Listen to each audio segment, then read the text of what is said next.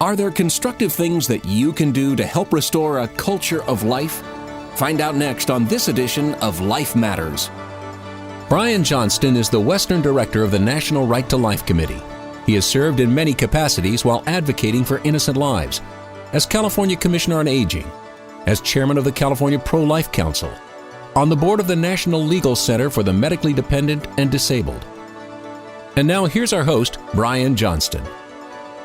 Welcome back to Life Matters. We're your program on the right to life, on the culture that emanates from that singular idea that every human life is significant and that the government has a duty to protect that innocent life. That's a significant idea, and there's a whole culture that's emanated from that. But there's a battle over that idea, and that battle of ideas really matters. If you're not aware of the battle, if you're not preparing yourself for that battle, it's very likely you're going to lose. You're going to lose because the battle is for how you think and view that idea. That idea is at the very foundation of our nation's laws. We're looking now at 2018 and the election that just took place, the general election of 2018, and it had some interesting lessons. Many of you who were following that know that the election in many ways was about Donald Trump, and he was glad to make it about himself, because he's become, in some ways, a cultural colossus. That's right. The Colossus was the giant statue in the ancient world that was at the entrance to the harbor at Rhodes. It did fall in an earthquake, but it was one of the wonders of the ancient world. But this giant statue is what we're looking at, a giant personality on the American landscape. But what has made him extraordinary is that this man has been willing to say things that other politicians aren't willing to say. And the media has traditionally, I know this personally, in dealing with the right to life issue, the media distorts what the right to life debate's about.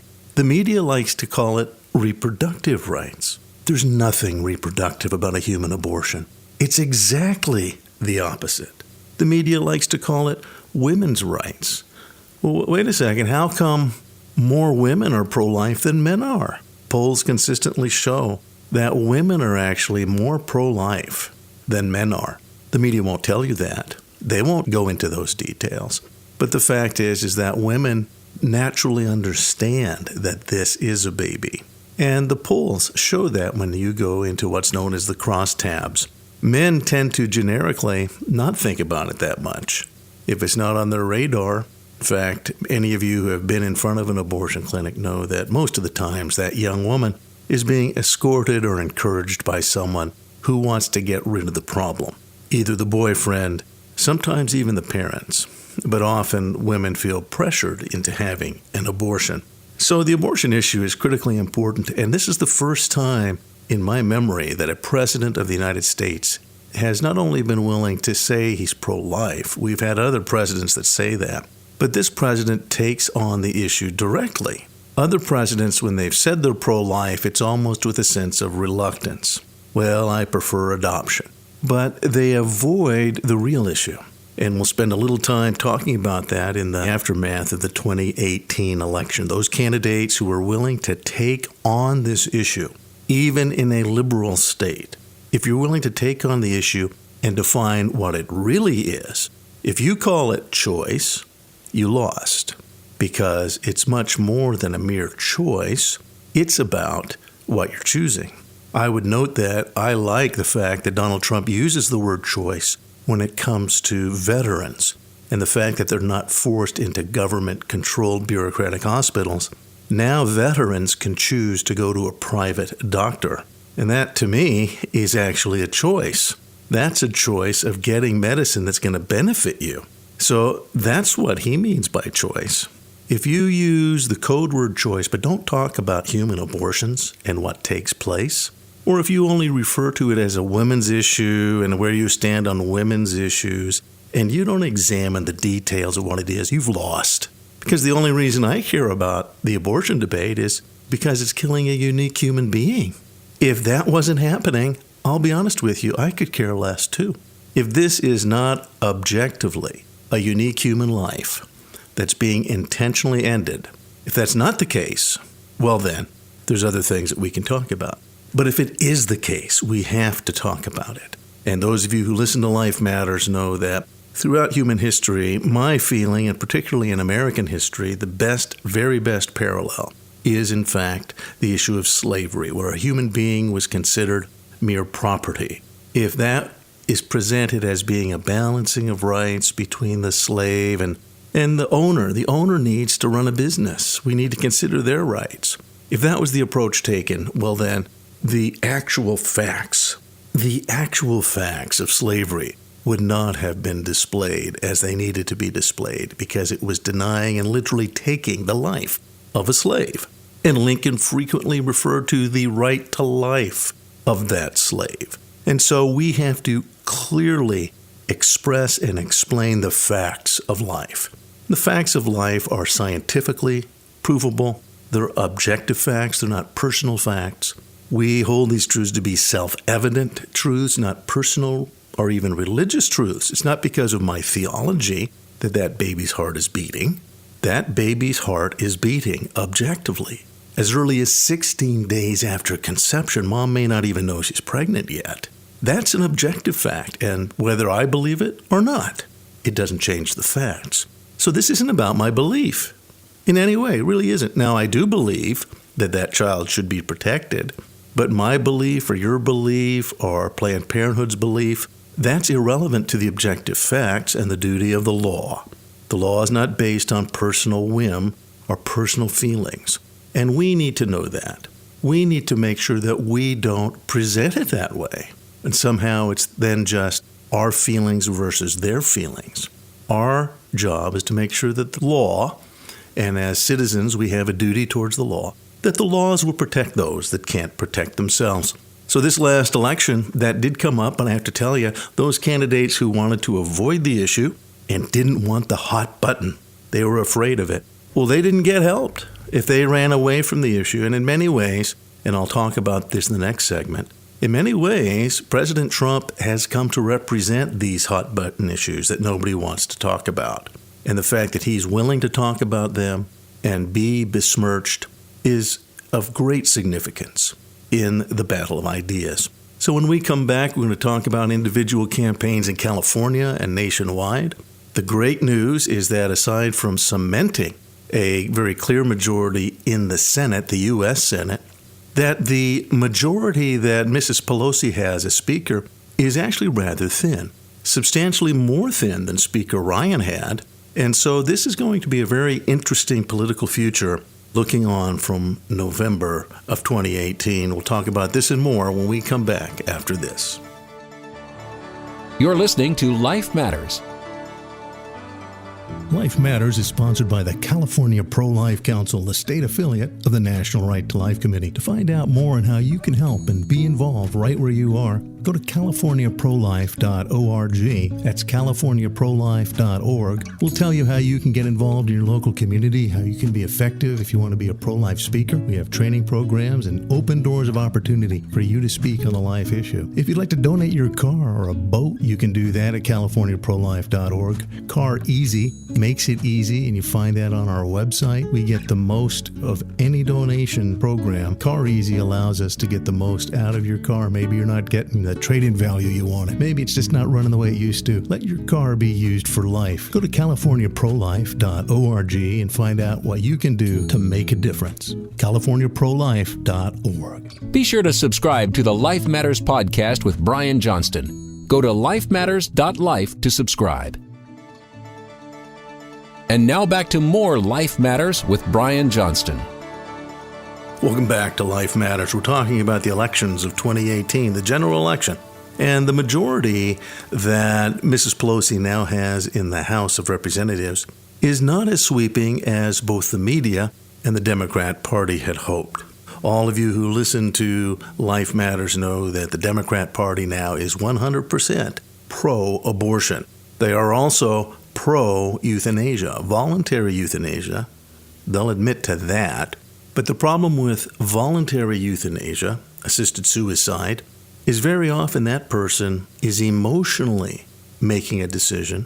In no state where it's legalized is there a requirement that there be a psychological test for that person. And we know this about suicide. Suicide is a desire an emotional desire. And the fact is, whether or not that person has a medical illness or not, that emotion can come and go. In fact, that depression, that emotional inclination, that can be treated. But killing someone treats neither the person with respect, nor does it treat that emotional condition of desiring suicide. So very often people feel pressured into a circumstance that they think suicide's their only answer, so they jump from the Golden Gate. Or they say, Doc, I don't want to look at a future I don't understand. I don't know how long this illness will keep me. Just kill me. That's an emotional reaction. Democrat Party has embraced that 100%. But the problem is that very often it's others that influence those feelings. And you can read more about that in my book, Death as a Salesman, What's Wrong with Assisted Suicide, but in any other honest analysis of the suicide debate. Back to politics. In California, we had actually some victories. We had some losses, and it's very clear California is a, quote, progressive state. But where the real facts of what progressivism means, when that's truly examined, progress means you're going somewhere. Well, if you just get on a freeway and drive and say, yes, we're making progress, unless you have a specific destination, it's actually just activity. It actually could be going in the very wrong direction. And if you get on a freeway in Los Angeles, that's very easy. You can get in the wrong direction very quickly. So progressives, we need to challenge what they mean by that when it comes to abortion. They mean intentionally killing, and usually by ripping it limb from limb, a human baby. That's what they mean. And they don't want to talk about that. Unfortunately, that means we have to talk about it. I don't like talking about it. I don't think Abraham Lincoln enjoyed talking about the significance of slavery, but he did. I know that General Eisenhower did not enjoy seeing those death camps in Germany, but he had to show the German people what it was they were supporting. They had been ignoring it. They knew about it. They called them work camps. They knew they were there. And they knew in their heart what was really happening. But he had to show them. And the fact that it's on us to point out the inescapable truths, well, that's tough. But it has to be done. I do want to extend credit to a congressional candidate we had in California, 6 targeted Republicans who were targeted by the Democrat Party for removal so that Nancy Pelosi could have a wider margin. Well, they did get half of those, but the other half we protected. And one of the reasons we won is that the candidates themselves were willing to take on the abortion issue. One case was Jeff Denham in Congressional District 10, which is the Central Valley of California, and his opponent was a 100% Planned Parenthood stooge, Josh Harder. And Josh Harder was a millionaire Democrat, one of the 1%, as they like to call them, a millionaire Democrat that had signed on to support Planned Parenthood. And when he was asked about any limits on abortion, even through the 9th month, he said, yes, even through the 9th month. Are there any exceptions? No exceptions, he said. So that's what's really meant by choice, by the way. You don't need a reason to kill that kid in the 9th month. If you choose to kill that kid, choice is the issue. And abortion for any reason or no reason in particular. Thankfully, Jeff Denham, we did explanations of that in that district, but Jeff Denham himself was more than willing to take that on because someone has to explain the extreme nature of where these people are at. And Jeff Denham was able to win. And that's what we're facing. Mimi Walters, then also in Congressional District 45, and Young Kim in Congressional District 39. Took this on. We were glad to stand with them. Dana Rohrabacher, much closer race. He's been there a long time. And we supported Dana, but there's a lot more going on in that district. And then Diane Harkey, farther down into San Diego, was also targeted. But the fact that we held half of those, they wanted all of them, and they thought they could get all of those districts. Wherever a candidate stands. Other candidates, unfortunately, have avoided the issue. They say they're pro-life, and they'll say they're pro-life, but then they want to move on quickly. I think it's important to explain why we're pro-life, what it is to be pro-choice. We need to explain that to people because the media is not going to do it for you. And so it's important. And so I know that John Cox is pro-life. He continues to be pro-life. But he preferred, in our circumstance, he preferred that his wife be the advocate for that. And I think the unfortunate aspect of it, and by the way, she's an excellent woman, and I'm not diminishing either John or her, but when the abortion issue comes up, people need to know it's not a woman's issue. This is not a woman's issue. If it is a woman's issue and that's it, then fine, I will join the other side. But the only reason this is a debate is that there's more than the mom involved. There's another person involved. And unless we say that, unless we clarify that, Joe Sixpack and Sally Soap Opera, they're not going to get it. They will agree with us, and this is what Donald Trump is showing, that if we explain the issue and the severity of the issue, people in the middle, those who have been confused by the media and are tired of the haggling, when somebody finally gets up and spells it out, that this is a human baby, and that human baby, there's people who are willing to adopt that very same kid. This is a human child being killed, and it's not right.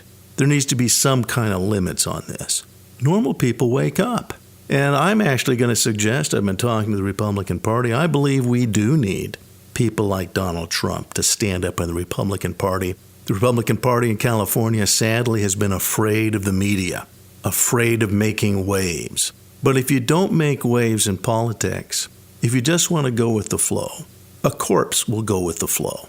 And in California, we need people willing to paint with bright colors, as Ronald Reagan said, not kind of blend in, but really make clear decisions so that people can see there is a difference. So I'm pleased that Donald Trump did as well as he did. I wish we had done better in California. Part of the problem, though, is when a party is unwilling to actually assert and assertively make known why it has those positions, then people don't see it. People in the middle can't hear it. And when the media is essentially a hireling of the Democrat Party and of the pro-choice, pro-abortion Democrat Party, when the media is, then don't expect average people to understand the debate. We must be willing to get the facts out there. And some people won't like those facts, just as some people did not like seeing those death camps when General Eisenhower insisted they march through them. But facts are terrible things to waste, and the facts are on our side. So this has been an instructive political campaign. When we come back, I'm going to talk about where our movement is going, because we are a movement with a destination. And if you're pro-life, you need to know what that destination is and how we're going to get there. We'll be right back after this. You're listening to Life Matters. Do you have a car you aren't using anymore? You can donate your car or boat, mobile home, trailer, or motorcycle, even property, to California Pro-Life Council and get the highest amount possible in a tax deduction. That's right. Our donation program doesn't just turn around and dump the car. Our volunteer team of experts get the car in its best reasonable shape and then sell it at auction to the highest bidder. You get the best tax deduction, and California Pro-Life gets the highest amount that it can to assist us in reaching Californians for life. If you'd like to get the most out of your car, boat, or motorhome, go to CaliforniaProLife.org. Scroll to the bottom of the page and click on Donate Car. That's CaliforniaProLife.org. Your car can make a difference, and make a difference for life. And now back to more Life Matters with Brian Johnston. You know, the right to life is a movement with a goal, with a very specific goal and a very specific destination. But there's many people who are a bit unclear on exactly what that is. I recently spoke to a group of students, and those students told me there was so much to be done. There were so many things that they could do that at times they were a bit overwhelmed. I understand. I really do. In fact, I have a program, Life Matters, where we go into great detail on specific aspects of the right to life, and there are many specific aspects of the right to life that have been impacted by the Roe v. Wade decision, and therefore are great challenges to our culture. They're part of the Pandora's box that the Roe decision opened up on our society. So there are many things, whether it be embryonic stem cell research, whether it be killing now the elderly or the sick and infirm, the suicidal. There are many aspects of the right to life, and that can be daunting. So we do help people prepare for them and understand them. But that doesn't mean that we're a confused movement. And if you feel confused at times, it's important to step back and look at what's really at stake, because we do have a very specific task at hand. And there's many good things that are done for good reason, but may not be actually the fulfillment of our mission. That is to say, we have a mission. We have a very specific destination. So, in looking at the right to life, we need to be sure that we're moving towards that goal. You know, progressives tend to consider themselves quite active and that they're doing good things, and in their mind it's a good thing. But if it can be considered progress, they need to tell us what that specific goal is, what's the destination, because just movement itself doesn't mean that it's progressing towards that destination. In fact, if you're going in the wrong direction, it could be the opposite of progress. So it's important to look at what is one's destination. And we do have a very specific destination. Something happened in 1973. And in 1973, not only did the laws of every state, you see, every state in the nation had laws protecting the child in the womb. These laws were built on self-evident truths. Those lawmakers in every state had considered the scientific facts of the child in the womb and had extended legal protection to those children. In Roe, Justice Blackmun actually proclaimed, "Gosh, I don't know when life begins." Now that's both intellectually dishonest, it is culturally and legally dishonest, as well as medically dishonest.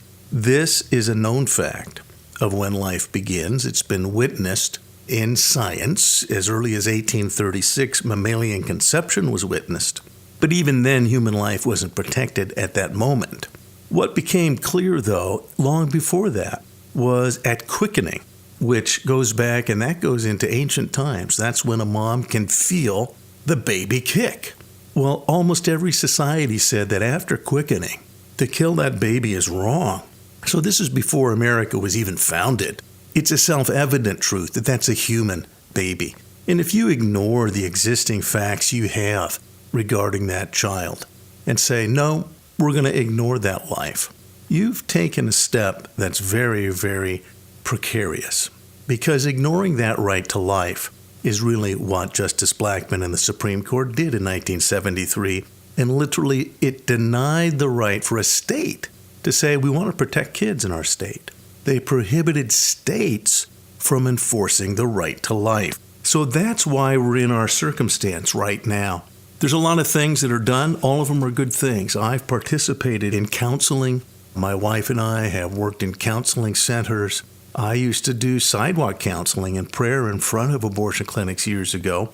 And in those circumstances, a young lady would join me. She would talk to the girl, and I would talk to whoever was accompanying her. Most often, it was usually a boyfriend. And that boyfriend certainly wanted that abortion to happen. I've been punched several times doing that. It takes a lot for me to not respond in kind. But it's very clear that abortion helps the guy more. In those days, I used to teach both junior high and high school, and I saw students, young women, who would return from a weekend weeping. And it's because the boyfriend had arranged an abortion so that he could get off the hook. So there's a lot of aspects of this issue. Again, women are deeply emotionally hurt, and they do need counseling. But it's still a mistake to present this as a woman's issue and to make it about women and how they're hurt. They are hurt. But there's so much more. Because, in fact, the reason this is an issue is that the right to life of a unique human being has been taken.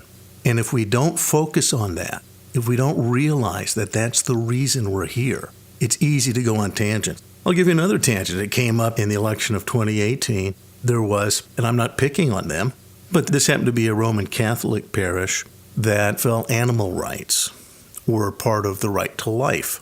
And they were invoking St. Francis, that there needed to be more legal protection for animals. And I have to demur on that because I think there is a place that we do care for animals. That's very clear. But there's a culture war going on that now equates animals and human beings as basically of the same class, that animals and human beings are simply a group of mammals, and we're just smarter mammals. And if you haven't been aware of this war, you need to be aware of it. But the fact is that we're more than that, and that's the basis of Western civilization, that human beings need to be recognized as being more than mere animals, because if we treat human beings as mere animals, we're actually departing from Western civilization. If we treat human beings as mere animals, then the significance of the death of a human being has lost its merit, and it is much easier to dispose of human beings if we allow human beings and animals to be considered on the same level. So the right to life is a very specific thing. It refers to protecting innocent human lives. And our goal is to restore that right to life if we are pulled on other tangents, emotional tangents regarding the many, many other issues, or perhaps a lack of clarity regarding why human life is important. That is a very dangerous situation. So it's important to recognize we do have a specific goal, and that is when the Supreme Court again allows states to protect human babies, that those states enact those laws. Because the Supreme Court, that's all they're going to do. They're going to take away the curse of Roe v. Wade by freeing states to once again protect those that can't protect themselves. That's the purpose of the law. But if pro-life people don't understand the actual goal and are going on many emotional tangents, then we won't be able to get there. So that's why we're focusing on this. What is the goal of our movement? And it's to restore those rights, those laws, those self-evident truths, that this right to life is actually a right given by our Creator, and it's a duty of government. So when we say it's a duty of government, that means it's the laws, and we have to hold the government accountable. So that's where we're going. That means you're going to have to be involved in civics. You may not like it, but it's not that hard, because if you present the facts, just as Lincoln did, he didn't want slavery to continue. He said it's going to take ballots and not bullets. End this injustice.